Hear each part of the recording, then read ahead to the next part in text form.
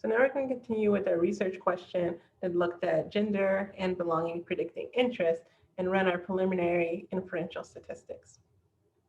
All right, so let's start with Stata. I just copied this code into our do file here. So there it is. We are going to run a correlation with our two continuous variables. So there's interest by belonging. And then for our categorical variable gender, we're going to run a t-test. And we're looking for the same things with these results. We're looking for initial support for our hypothesis, and we can also check if any of our independent variables are highly correlated by running a t-test with belonging and gender.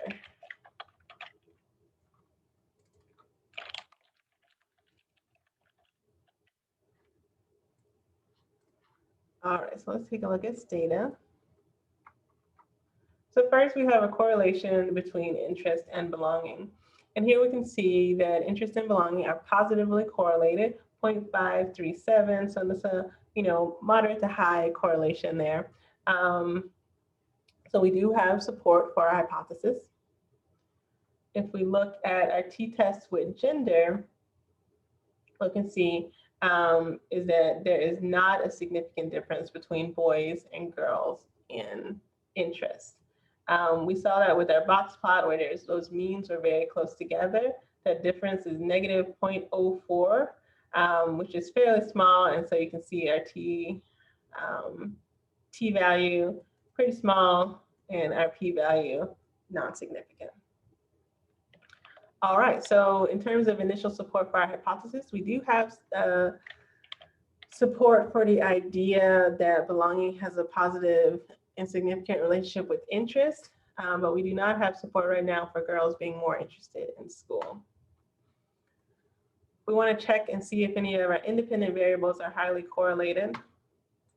So with that, we will look at the t-test of belonging and gender. So that's right here.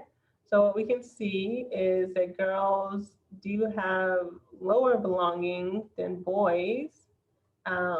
There's our t-value, and that is statistically significant. So we do see that there is a significant relationship between our two independent variables. Now, here's where it's a judgment call on whether the significant relationship you think is going to affect your findings. So right now, with these means still being relatively close together, that difference is significant, but it's not extreme. So I would not feel like there's an issue with multicollinearity in this data. So that is how we run those correlations t-tests. If you want to run an ANOVA, we will want to use a categorical variable that has more than 2 levels. So here I'm selecting race. So just to show you what that looks like in Stata.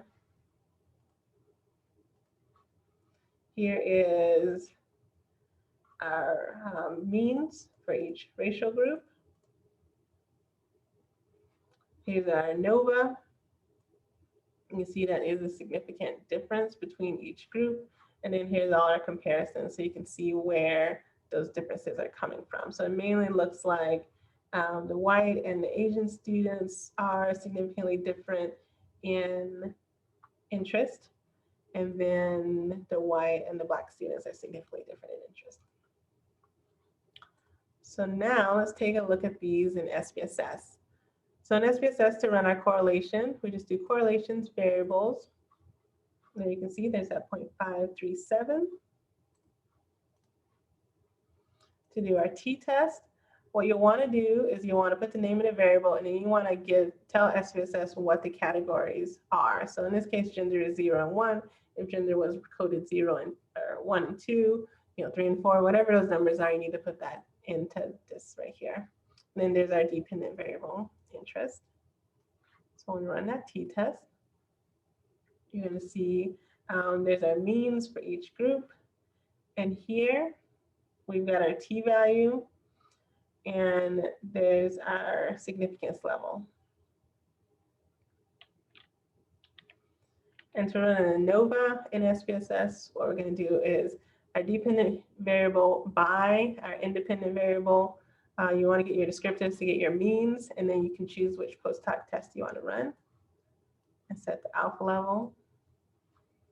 And so here's our descriptives, the mean for each group. Here's the ANOVA test. There's a significance level. And then our comparisons between each group. And there's going to be a star beside the ones that are significantly different. All right, so based on this is where you would want to say, okay, those outliers we saw, do we want to take them out? Is there anything we want to do with missing data? Do we need to recode our variables? If gender was coded as a 1 and a 2, this is where you want to go and recode it as a dummy variable, 0 and 1. If we need to do any transformations to get rid of non-normality, and if we need to compute any scales or any other variables, this is where we would do that. All right, so those are your preliminary inferential statistics.